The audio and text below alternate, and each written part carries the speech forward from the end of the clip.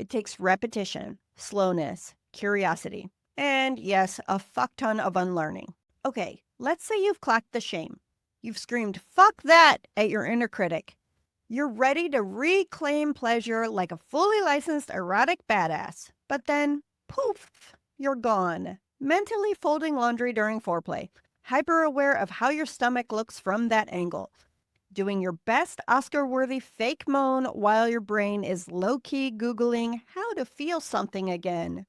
Welcome to the land of sensory disconnection. Population, most of us. Remember that polyvagal ladder we talked about? When you feel safe, you stay in your body. You notice touch, temperature, pressure, emotion, arousal, all the juicy stuff.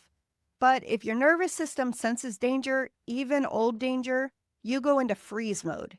Not because you're frigid or broken, because your body once learned that feeling equals threat.